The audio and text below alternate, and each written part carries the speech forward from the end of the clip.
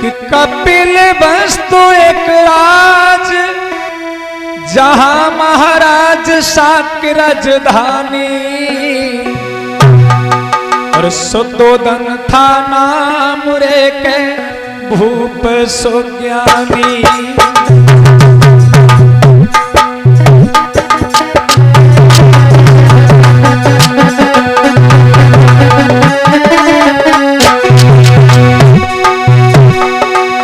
कपिल वस्तु में,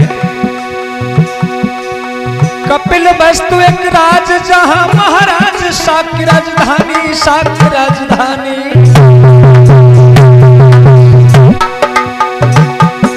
और सुद्धोधन था नाम भूप सुज्ञानी, और सुद्धोधन था नाम भूप सुज्ञानी।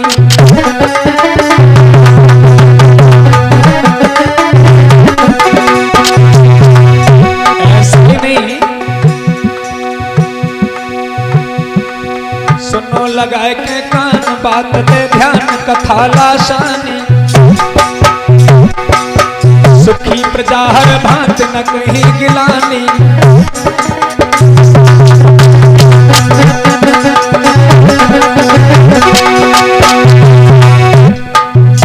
महाराज सुद्धोधन का जो राज्य है, जिसे गणराज कहते हैं, जहां पर बड़ा प्रेम है, जहां पर खुशहालियां हैं,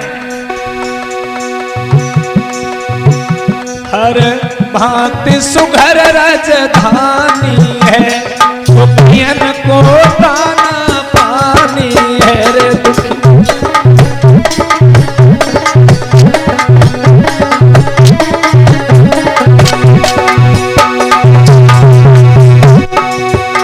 अतिथिन को जहाँ मेहमानी है, राजा बहुत सुनामी है वहाँ।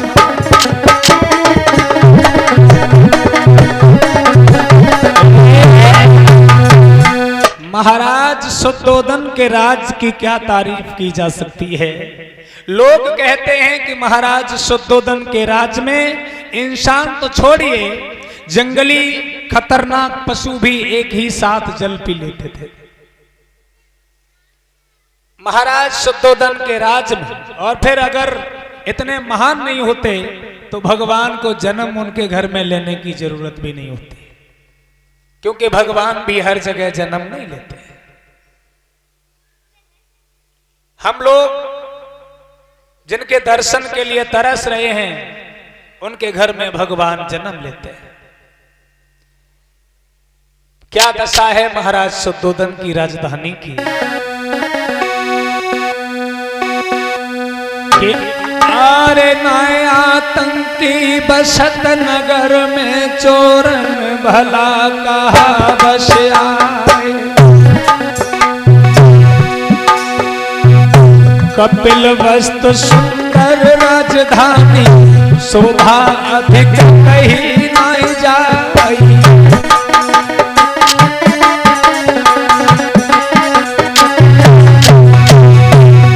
ऐसा ही नहीं, सिंह हिरन कई घाटन पे, पानी भी नहीं खोप पी जाए। और सुंदर भवन बने नगरी में, तन पे मोर उठी रहे आई।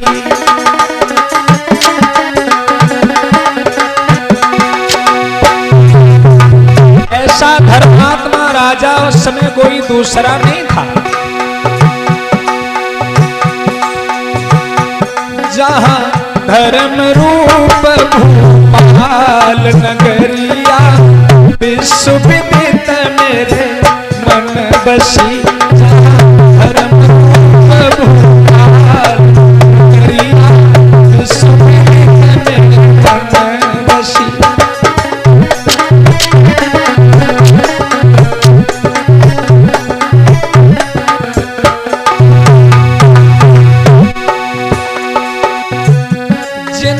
शाकिन कोरे दुनिया जाने जिन,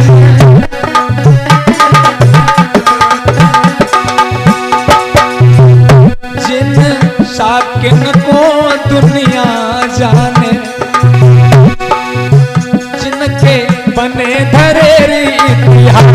बनारस नगरिया विश्व विदित मेरे मन बसी।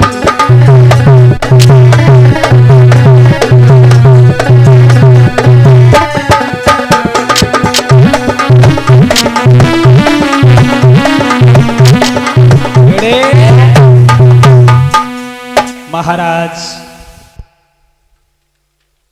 शुद्धोदन के घर में बहुत ही प्रसन्नता है, बड़े सुंदर राजा हैं,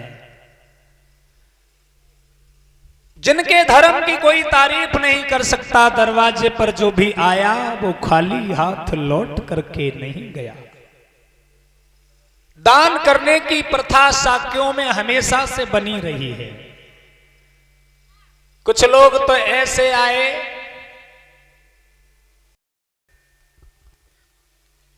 मेरा मतलब यह है कि दान की प्रथा शाक्यों से चली है और आज भी शाक्यों के नाम से ही पैसा आदमी मांगता है,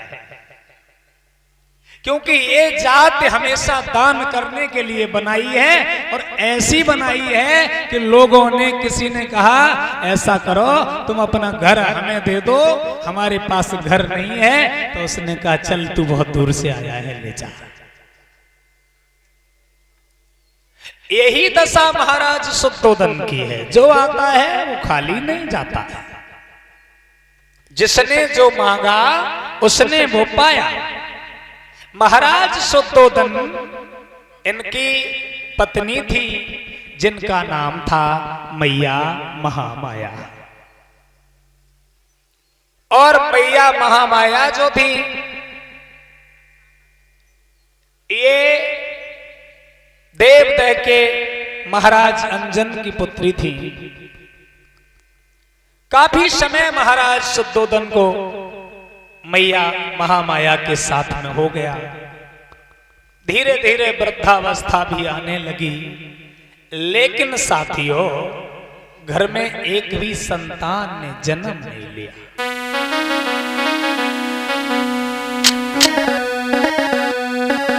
और घर में जब संतान ने जन्म नहीं लिया तो पत्नी ने पति से एक बार ये कहा है कि अरे सैया लाख भरे होए चाहे मोती,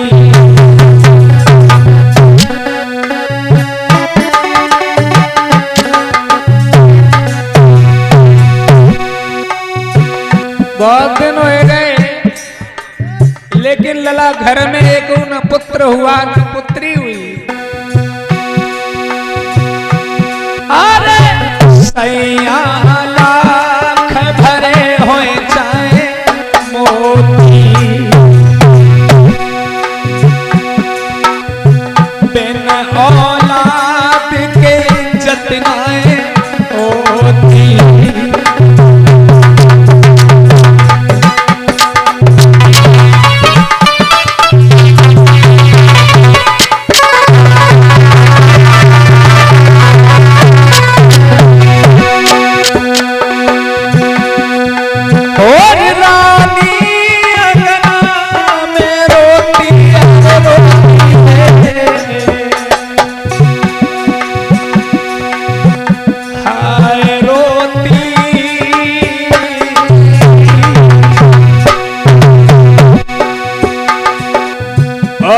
सुवन से ही मुखड़ा धोती,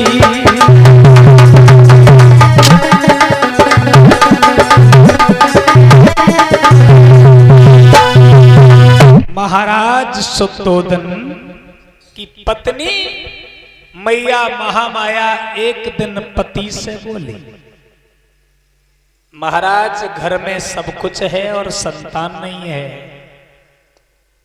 तो फिर ये सब कुछ है किस काम का? आज भी तुम्हारा नहीं है, कल भी तुम्हारा नहीं होगा, क्योंकि इकट्ठा तुम करोगे इसका आनंद कोई और लेगा। क्योंकि बिना संतान के संसार में कोई भी तुम्हारा धन इकट्ठा किया हुआ तुम्हारे किसी काम का नहीं है। पत्नी ने जवाब दिया, मैं आपसे एक निवेदन करना चाहती हूं, अगर समझ में आ जाए। महाराज शुद्धोधन बोले, क्या निवेदन करना चाहते हैं? पत्नी ने कहा कि हमें अब ये उम्मीद है कि घर में कोई भी संतान अब नहीं होगी, क्योंकि मैं अब बूढ़ी होने जा रही हूं, आधी उम्र हमारी हो गई। फिर जवाब दिया, तुम एक काम कर लो, अगर हमारी बात आपकी समझ में आ जाए। क्या?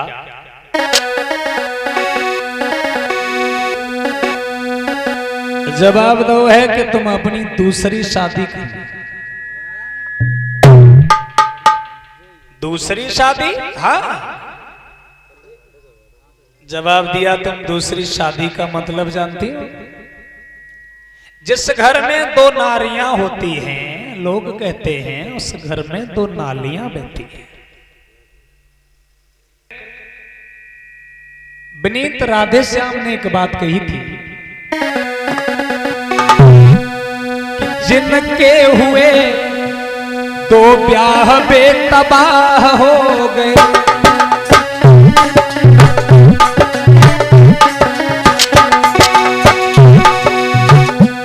जिनके हुए ब्याह बेतबाह हो गए, मन प्राण और तन शक्ति से बर्बाद हो गए।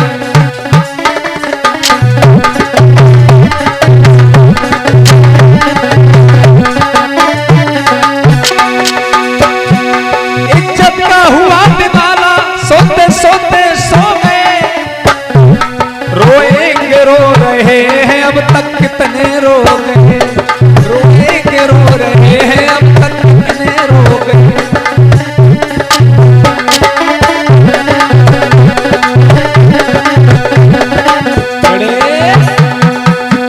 जवाब दिया, आज तक दूसरी शादी करके कोई खुश हुआ है?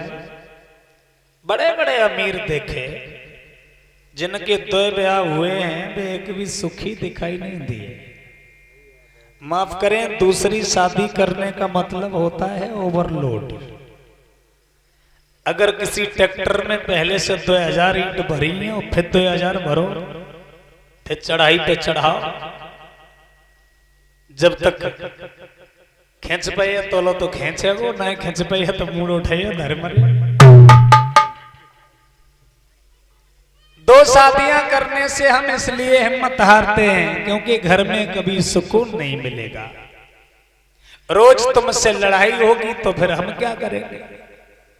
मैया बोली, हम ऐसी लड़की घर में करवाएंगे नहीं, हम वो लड़की घर में करवाएंगे जिसको हमने रात दिन देखा हुआ है।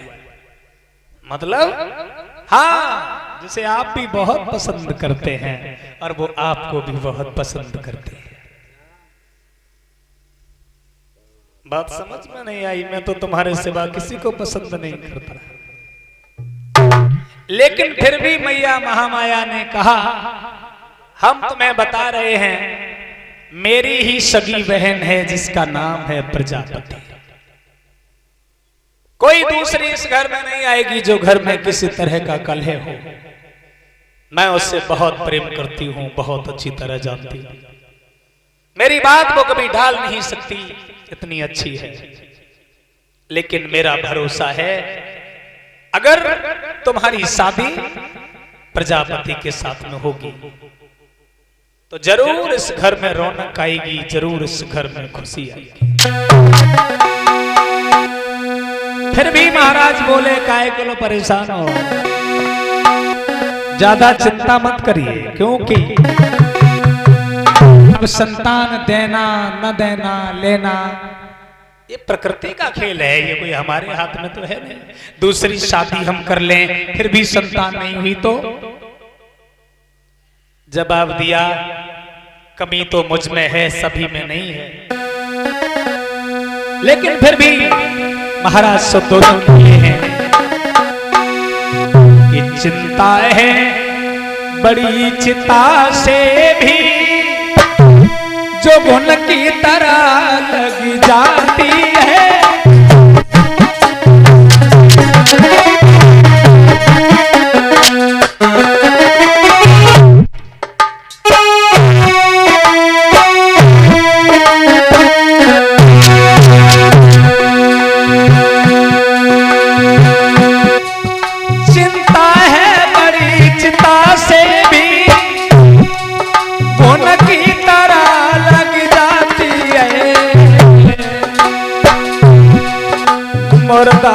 चिता जलाती है, चिता जीवित खाए जाती है।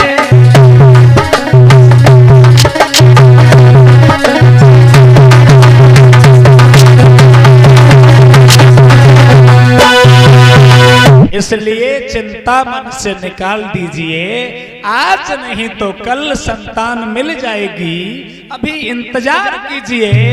लेकिन पत्नी जिद कर गई और पत्नी ने फिर समझाया, हमारी चिंता मत करिए कि हम दोनों बहनें आंगन में और आपस में प्रेम बढ़े हैं, मिलके दोनों रहे पिया जा घर में मौज मनाए, मिलके दोनों रहे पिया तेरे घर में।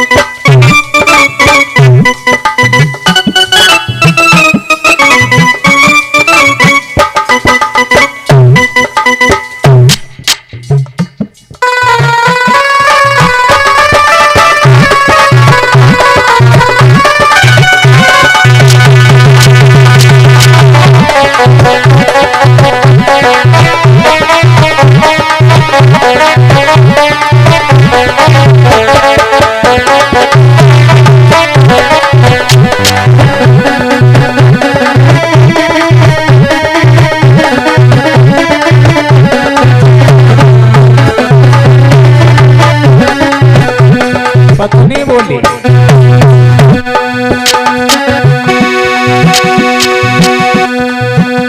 हम दोनों बहनें आंगन में आपस में प्रेम बढ़े हैं, मिलके दो रहे पिया जा घर में मौज मनाए।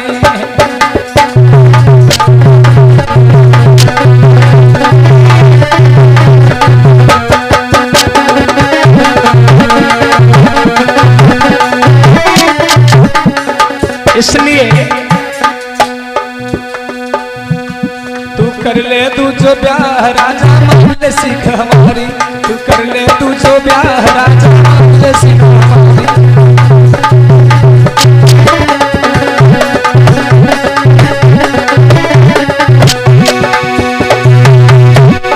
मान ले सीख हमारी, मान ले सीख हमारी, तू कर ले दूसरों ब्याह सैया मान ले सीख हमारी, तू कर ले तू जो ब्याह राजा मान ले सीख हमारी।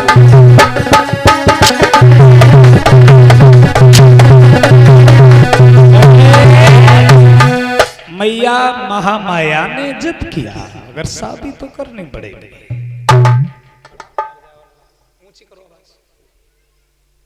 महाराज शुद्धोधन दूसरी शादी के लिए तैयार हो गए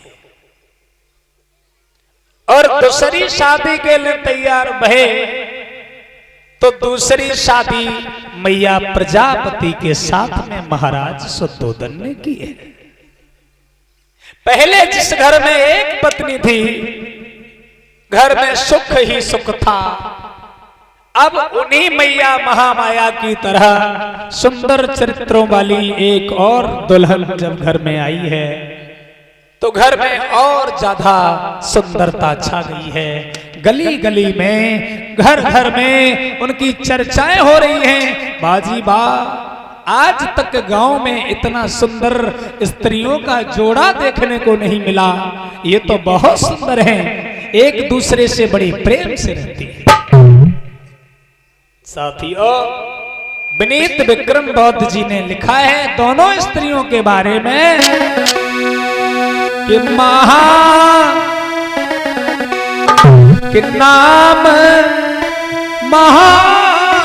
माया बड़ी रानी।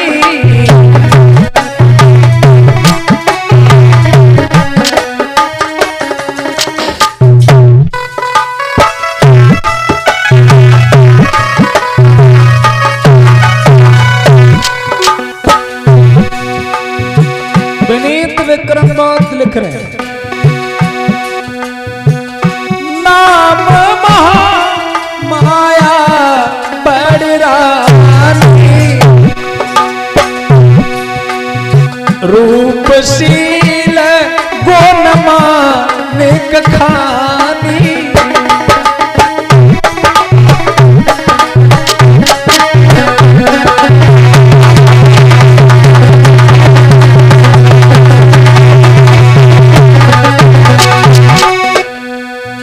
और दूसरी पत्नी प्रजापति लघु सुंदर जाया, शील सुगंधित कंचन काया।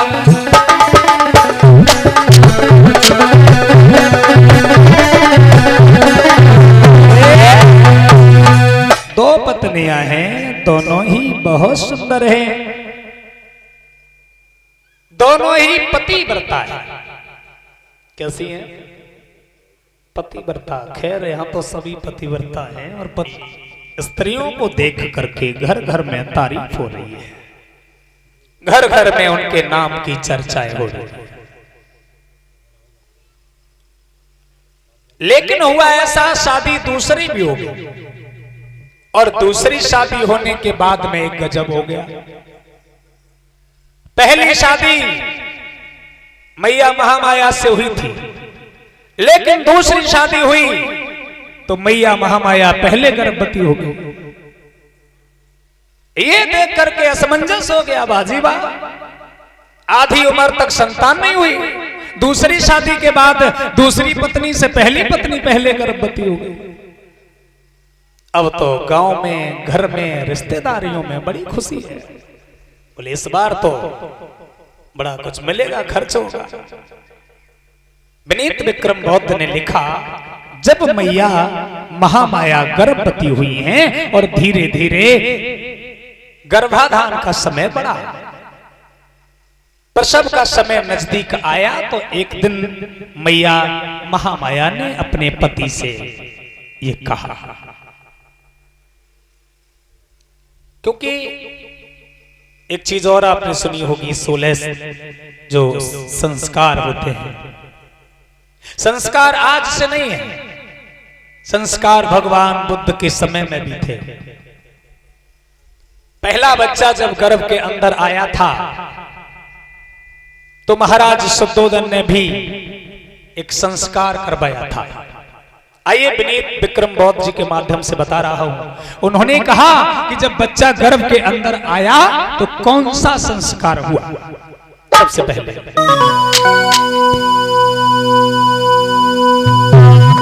कि भय जब गर्भवती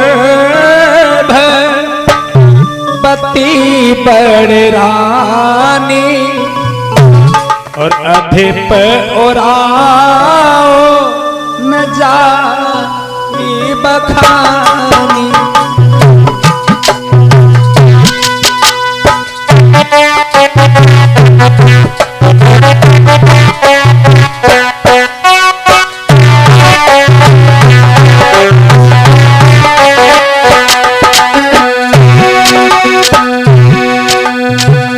है जब गर्भवती बड़ रानी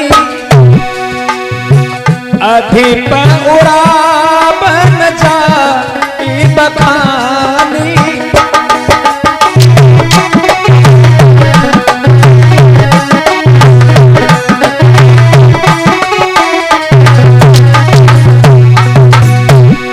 जैसे ही बड़ी पत्नी गर्भवती हुई, महाराज शुद्धोदन ने उसी समय राज पुरोधय बोले पठावा विधिवत मंगल पाठ करावा।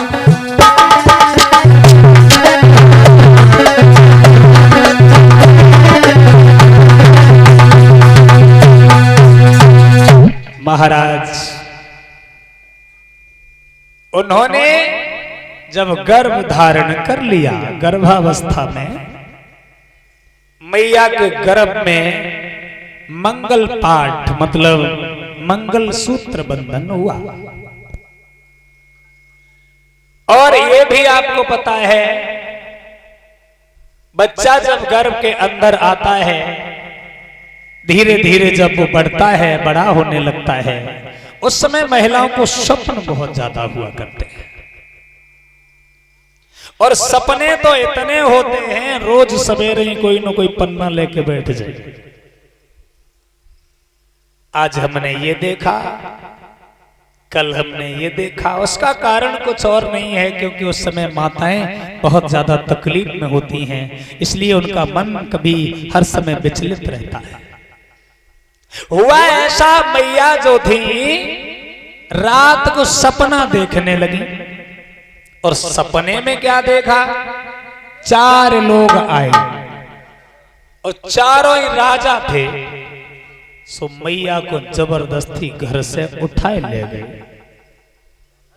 हाँ, और लला जब घर से उठाए ले गए, उस दिन मैया ने उपवास किया था। उपवास की परंपरा उस समय भी थी। भगवान ने तो जिंदगी भर उपवास किया, मतलब उप माने ऊपर और वास माने निवास। जो हमेशा अपने मस्तिष्क में निवास करता रहे उसको उपवास कहते हैं। हमेशा चिंतन करके बात करे, हमेशा मनन करके बात करे, हमेशा शोध करके बात करे, हमेशा विचार करता रहे, उसी को तो उपवास कहेंगे।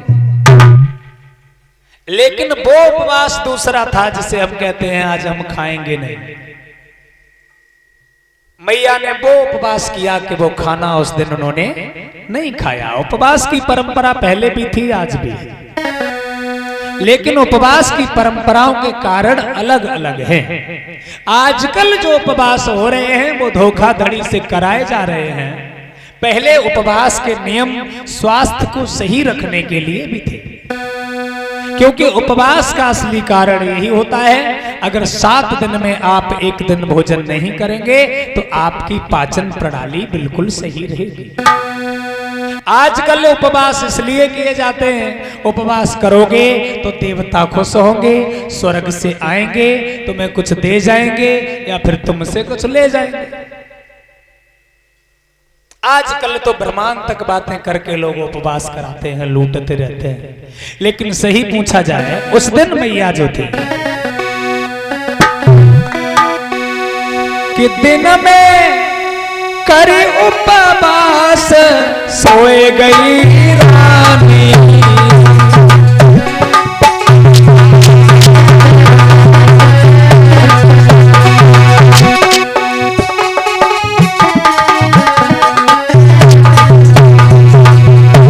दिन भर व्रत रही, उपवास रही,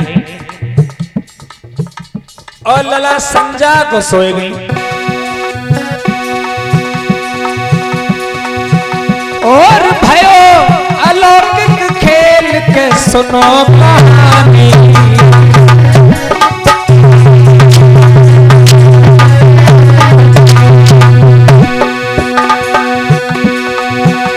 महाराज ले गए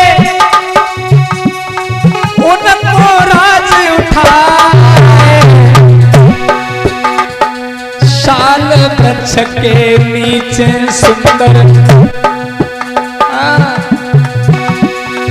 शाल वृक्ष के नीचे सुंदर, और पलंगा पे दयो आए, शाल वृक्ष के नीचे।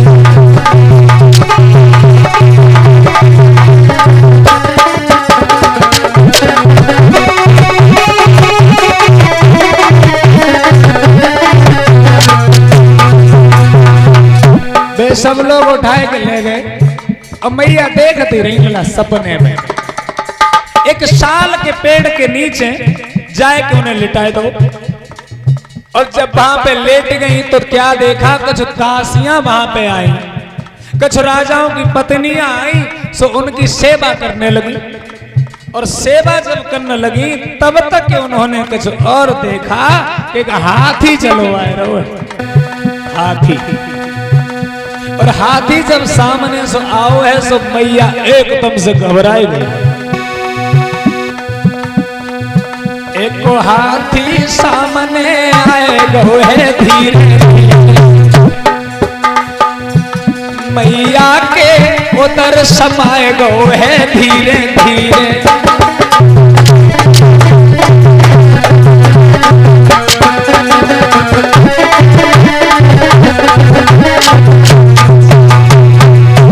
सामने से हाथी आओ, हाथी जो हथो सो सीधो उनके पेट में घुसेगा। मैया ने सपने में देखा और सोई लला और दिन क्या था,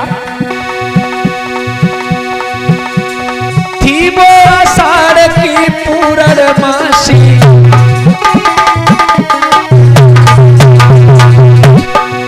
और गर्भ में बुद्ध की भय प्रवासी।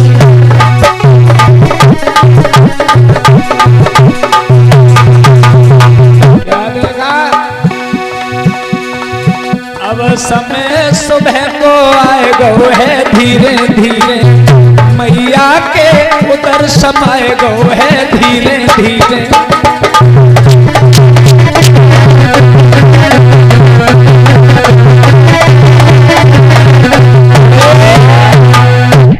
मैया ने रात में देखा कि एक हाथी आओ सो सूद हो जाए के अंदर पेट में समाए। एकदम से मैया घबराए के उठी और जैसे घबराए के उठी सो इधर उधर चौबियान लगी, चौंकन लगी। वहीं पे महाराज शुद्धोधन लेटे हुए थे। बोले क्यों, क्या हो गया,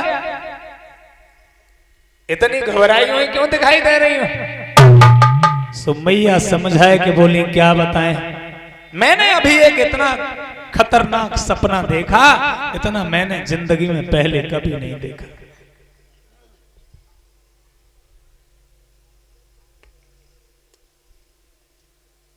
मतलब हाँ, कैसा सपना? और सपने की जब पूरी बात मैया ने समझाई, सोई महाराज शुद्धोधन की समझ में आई। अब हम ऐसा करते हैं, इस सपने पे विचार करने के लिए हम किसी ज्योतिषी को बुलाते हैं, क्योंकि सपना हुआ है तो कोई ना कोई बात तो है। और ज्योतिष उस समय भी था, क्योंकि ज्योतिष ने ही भगवान बुद्ध के विषय में भविष्यवाणी की थी। ज्योतिषी को बुलाया गया, सो जिनका नाम था कौंडिन्य। और कौंडिन्य को जब बुलाओगा है सो समझाए कि महाराज शुद्धोधन ने पूरी बात कही है कि हमारी पत्नी ने आज एक सपना देखा है, अगर तुम्हें कुछ समझ में आ रही हो तो समझाओ ऐसा सपना क्यों हुआ।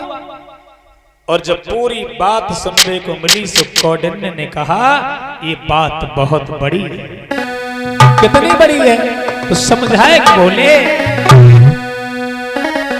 महाराज शुद्धोधन के बुलाने पर कि सुनो स्वप्न को हाल रे ज्योतिषी लय बुलवाई।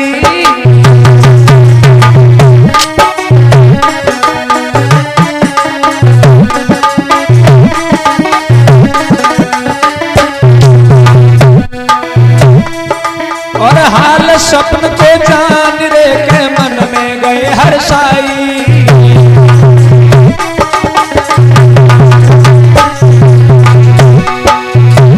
जब भगवान गर्भ के अंदर हैं, उसी समय की हालत को देख करके कौंडिन्य ने कहा महाराज के कौंडिन्य की ओ भविष्य आगाज, बालक तेरो बुद्ध बने आकर विश्व में राज। उसी समय कह दिया इस गर्भ के अंदर कोई साधारण बालक नहीं है, तेरे गर्भवास में मात स्वयं भगवान विराजे। तेरे गर्भवास में मात स्वयं भगवान विराजे।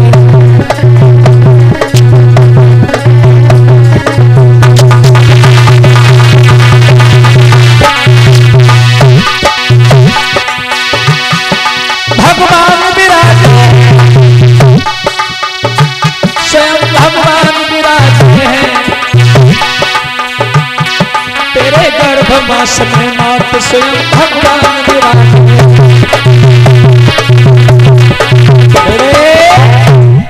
जवाब दिया है, तुम्हारे गर्भ के अंदर जो बालक पल रहा है वो कोई साधारण बालक नहीं है। तुम्हारे गर्भ के अंदर पलने वाले भगवान स्वयं बुद्ध हैं। जब ये बात गर्भ के समय ही महाराज कौंडिन्य ऋषि ने कही, बहुत प्रसन्नता हुई। या तो ये बालक चक्रवर्ती सम्राट होंगे और या फिर बुद्ध होंगे। दोनों ही बातें आपके लिए महान हैं। अगर ये बुद्ध होंगे तो भी संसार में तुम्हारा नाम रोशन होगा, चक्रवर्ती सम्राट होंगे तब भी संसार में तुम्हारा ही नाम रोशन होगा। ये बात बताने के बाद कौंडिन्य वहां से चले गए।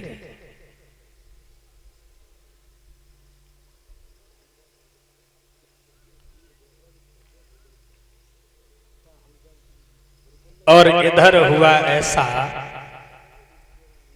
अगले ही दिन मैया के मन में एक बात आई है और मैया ने अपने पति से समझाए के कही। एक बात बताएं महाराज, हमारे कुल की ये पुरानी परंपरा है, हमारे परिवार की ये पुरानी रीत रस्म है, रिवाज है। जब कोई भी स्त्री पहला गर्भ धारण करती है तो अपने मायके में जाकर के उसको जन्म देती है। अगर आपकी आज्ञा हो जाए तो हम सबसे पहला बच्चा अपने पीहर में जाकर के जन्म देना चाहते हैं। कि सैया सुन ले बात हमारी,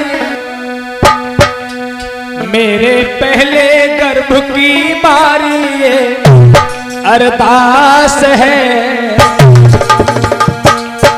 मैं तो जाऊंगी अपनी मैया के पास है।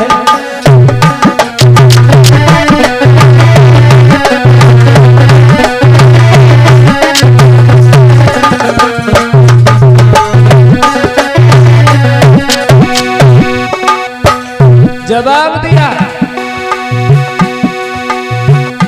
सैया सुन ले बात हमारी, मेरे पहले गर्भ की बारी ये अरदास है।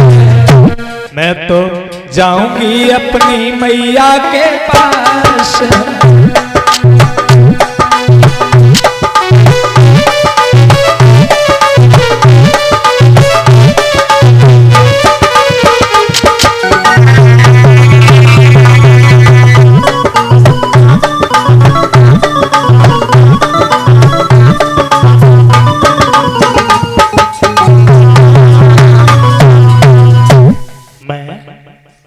पहले बच्चे को जन्म देने अपने मायके जाना चाहती हूं, महाराज शुद्धोधन से कहा।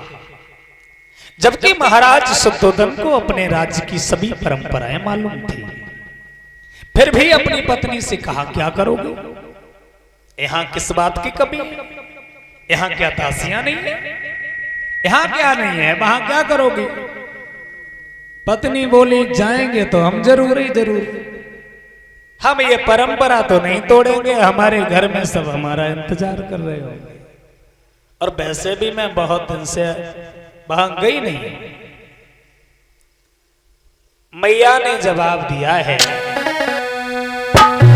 कि मैं ना मानूंगी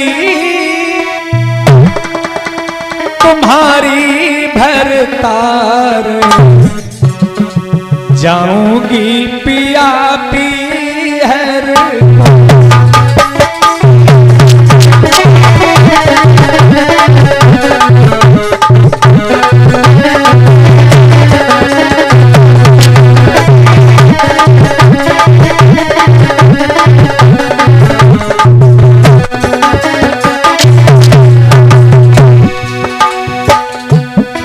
मैं ना मानूंगी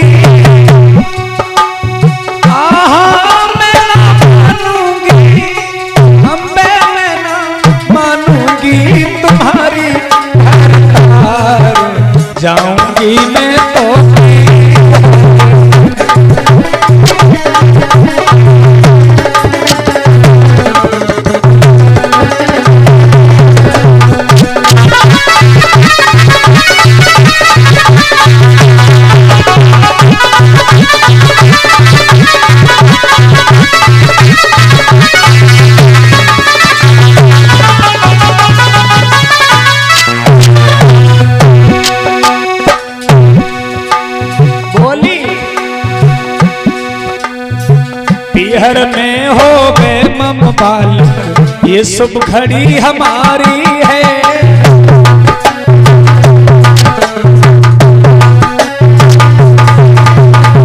ये अभिलाषा मेरे मन में अब राजा जी भारी है।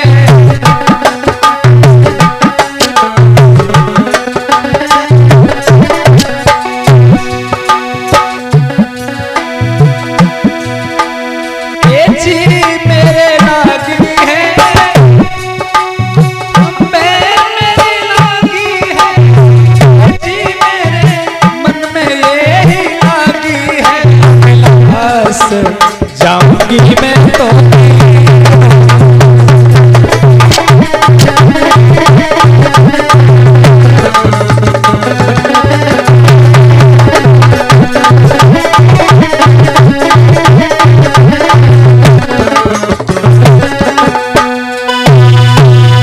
पत्नी जिद करेगी।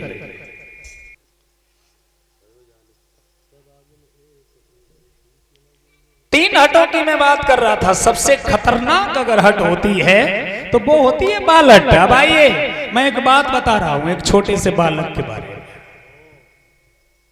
एक छोटा सा बच्चा था, हट कर गया। आधी रात के समय घर में उठ के बैठ गया। अपनी मैया से आधी रात में बोला, मम्मी। अब बच्चा जब कोई बात कहता है तो काफी देर तक मौसम बनाता रहता है। मम्मी मम्मी पूछती है क्यों, क्या हुआ? फिर नहीं बोलता है। मम्मी फिर मम्मी पूछती है अरे बात तो बताओ क्या है? सो लड़का लला जिद कर गया आधी रात पे। सो बाद बोला मम्मी जी हम तो गधा पे बैठे हुए। आधी रात पे। सो मम्मी को बड़ी गुस्साई, पागल हो गया? गधा कोई बैठने की चीज है? तो तू गधा बैठे हो? जब सवेरो होए तो गधा पे बैठ जाना। लड़का बोला ना हम तो अभी बैठेंगे, हम तो अभी बैठेंगे। मम्मी बड़ी परेशान, अब कैसे कहां से गधा लाए रात में? सो धीरे से मम्मी जी बोली, अब जो हमारी तो बात माने को ना। सो मम्मी जी ने पापा जी को जगाओ। अब पापा जी से जगह देखो ने अपनी औलाद को जगह रहो है हम गधा बैठेंगे। अब पापा जी उठ के बजाता है क्यों लला, जब गधा कोई बैठे हुए की सवारी थोड़ी है। अरे गाड़ी पे बैठो, कार पे बैठो, बस पे बैठो, हेलीकॉप्टर पे बैठो, मेरी चीजें बैठने की है। लड़का बोला ना हम तो गधा पे ही बैठेंगे। अब बाप भी चक्कर में, माँ भी चक्कर में, लड़का अपनी जिद पे अड़ गया। अब लड़का काऊ तरह से चुपे ही रहा। तो पापा जी की समझ में आई। सो पापा ने पूछी अच्छा तुम जब बताओ तुमने कबू गधा देखो है? बोले कब देखो है? बोले हमने किताब में देखो है। किसने दिखाया? बोले हमारे स्कूल में पढ़ाने आती हैं उन मैडम जी ने दिखाया। अच्छा कैसा होता है? बोले सफेद सफेद होता है। पापा समझ गए जाने कबू गधा देखो ही ना है, जाने किताब में छपो बहु देखो है। तो पापा धीरे से मम्मी से बोले ने रुक जाओ, अब हम गधा बने के निकले आए रहे। तो पापा भीतर कमरा में गए और सफेद रंग की शॉल ओढ़ी और ओढ़ने के बाद में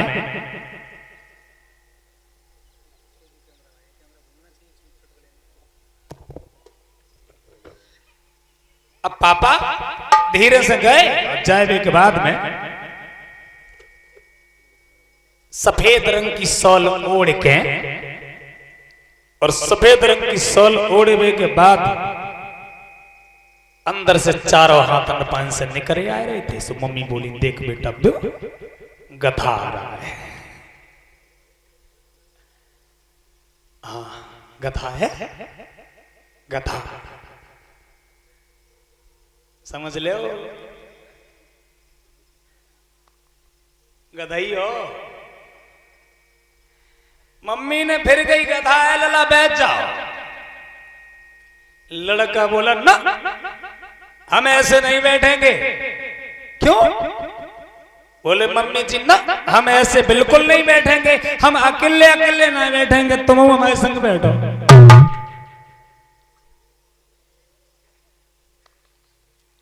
अब मम्मी जी बड़ी परेशान, अब क्या करें।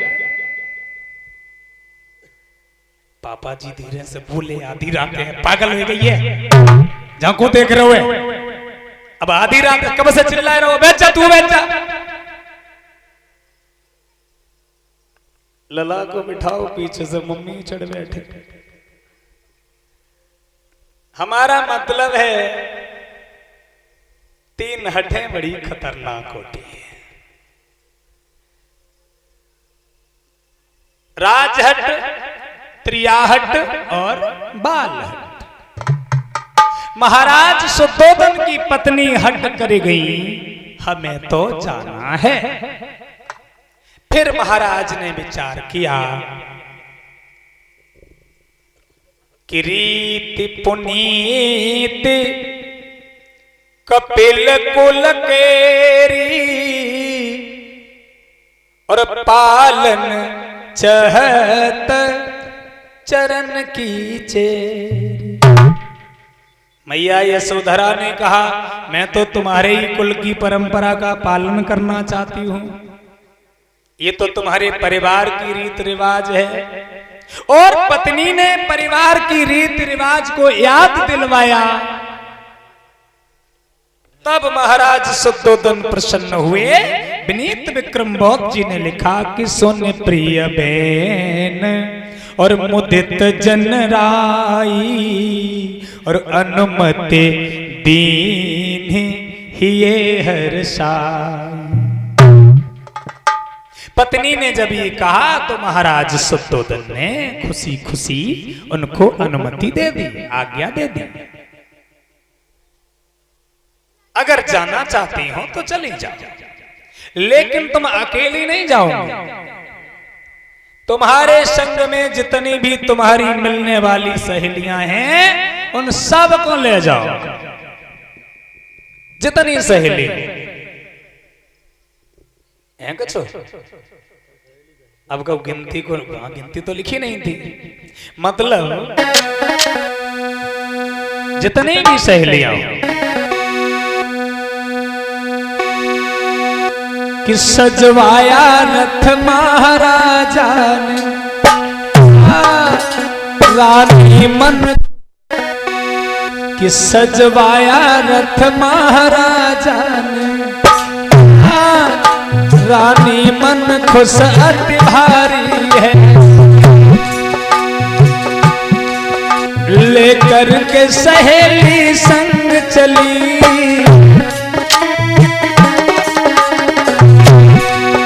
लेकर के सहेली संग चली और रथ की करी सवारी है।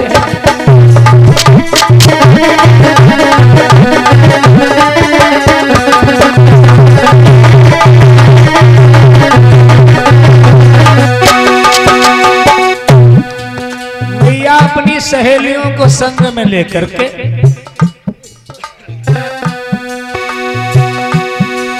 चल दिया राह में रथ आगे, जो अलौकिक शोभा पाता है।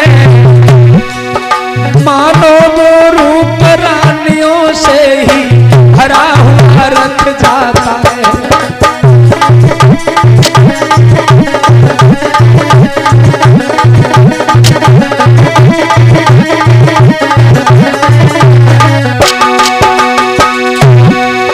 चल दिया राह में रथ आगे, जो अलौकिक शोभा पाता है। मानो वो रूप रानियों से भरा हुआ रथ जाता है।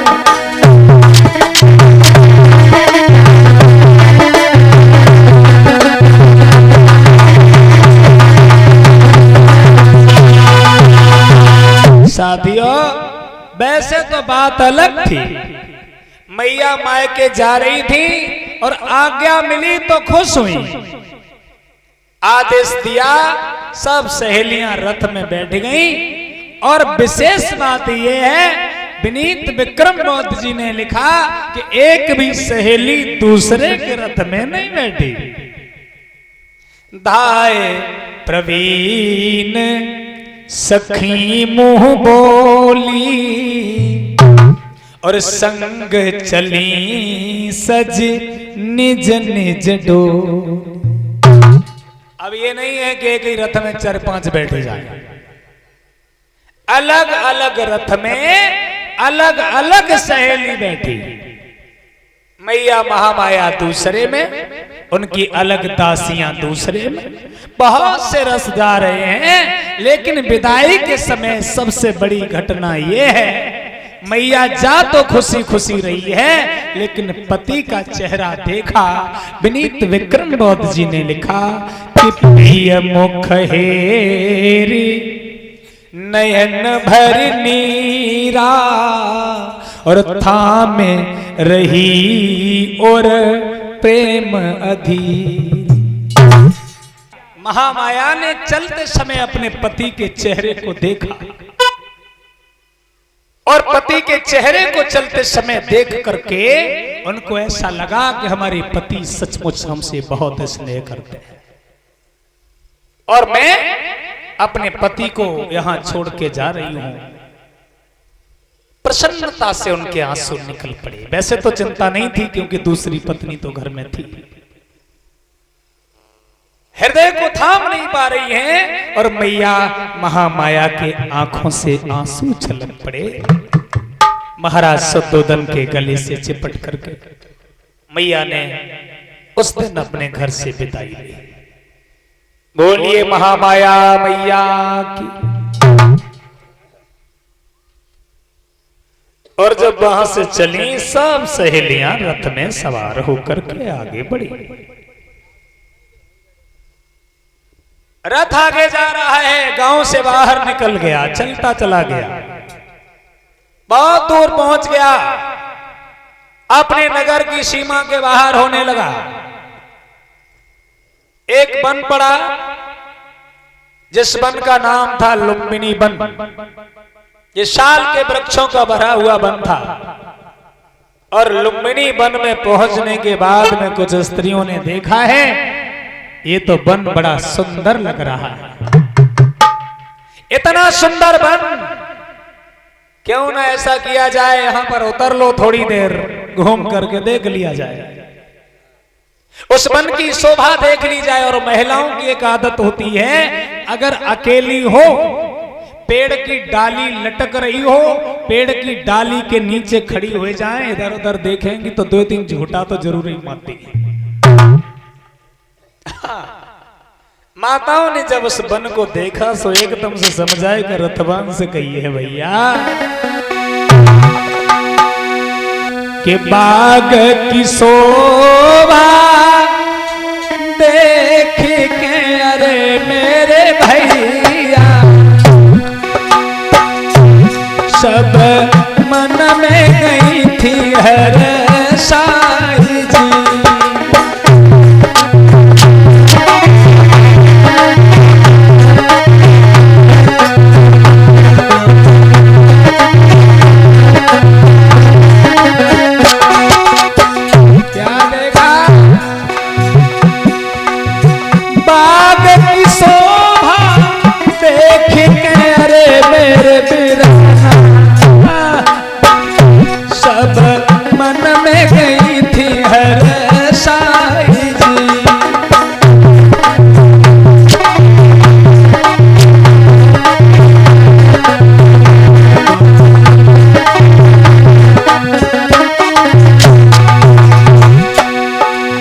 सोच रही मन में सभी अरे मेरे भैया सब धरती पे गई थी आई जी।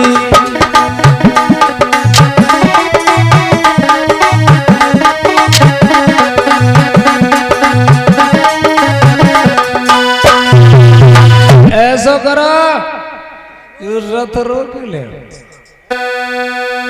अरे तो फारी बेर माए ले जाई बगिया में तो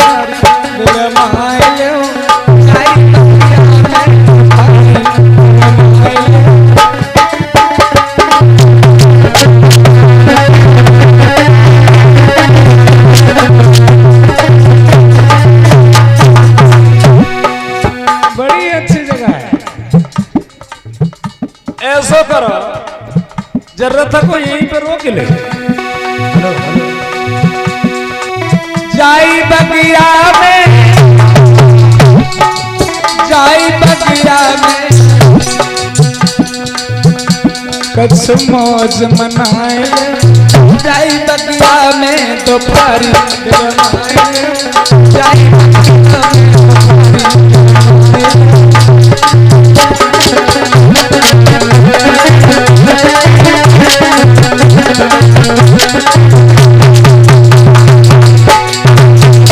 ऐसा करो। सुंदर सी देखी एक साल की बगिया,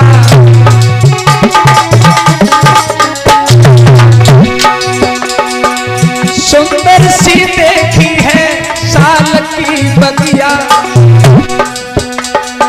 बोली लाए सोई खाए,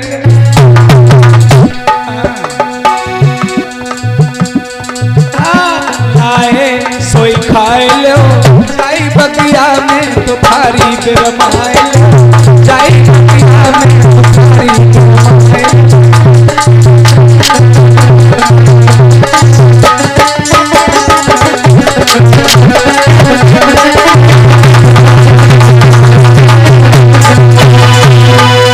ऐसो करो, रथ को यहीं पे रोक लो और सब सहेलियां जो थी जल्दी जल्दी से रथ से अचानक कूद पड़ी। रथ वाले तो रथ को वहीं पे खड़े खड़े देखत रह गए, लेकिन लला बेफिर काहे के लिए रुके। वे सब सहेलियन के संग में भाई बगिया में जाके घुस पड़ी। अब साल के पुराने पुराने वृक्ष रहे तो लंबी लंबी डालियां बामें लटकी रहे। अचानक मैया महामाया जो थी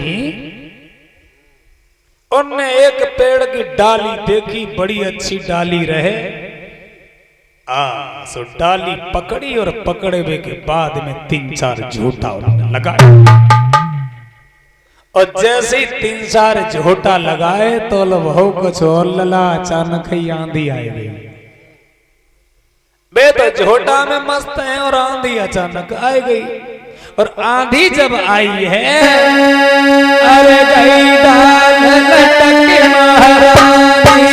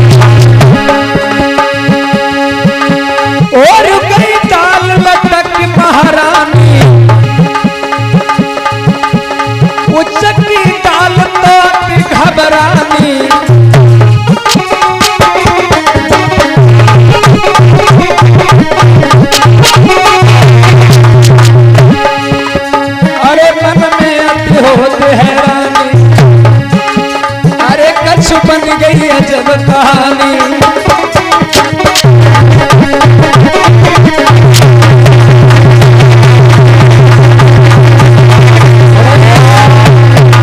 गजब हो गया।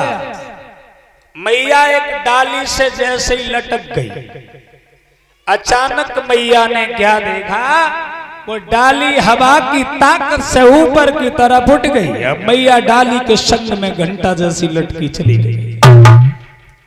हवा ढीली हो जाती है तो एकदम से डाली नीचे आती है, जमीन तक नहीं आ पाती है। तब तक मैया फिर ऊपर चली जाती है, फिर डाली नीचे आ जाती है, फिर ऊपर चली जाती है, फिर नीचे आ जाती है। बहुत देर हो गई, ऊपर नीचे ऊपर नीचे।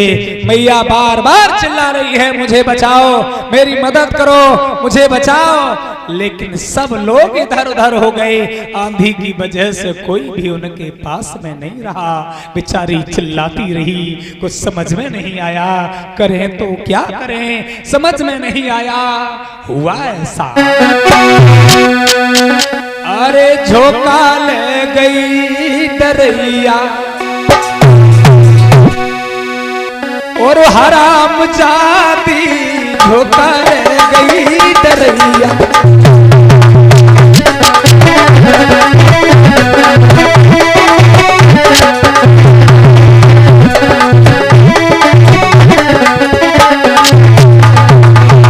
क्या देखा, हराम जाती, हराम जाती और हराम जाती, झोंका ले गई हराम जाती, झोंका ले गई डरैया।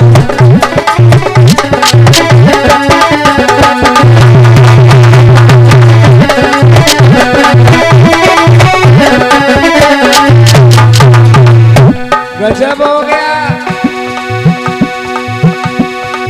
देख दशा भारी घबरानी, देख दशा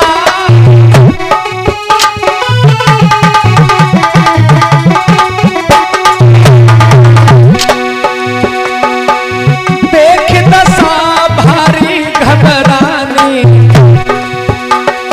और सब सखी देख। महामाया के देखो अंगना, अंगना बीच पड़ो है पलना का में एक झूलत है ललना का पैनार घूरनी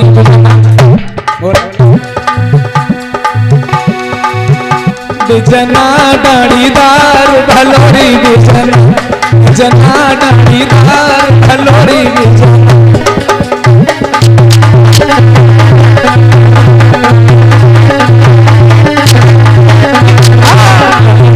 छठीदार भयोरी ललन, ललना छठीदार जनोरी ललन।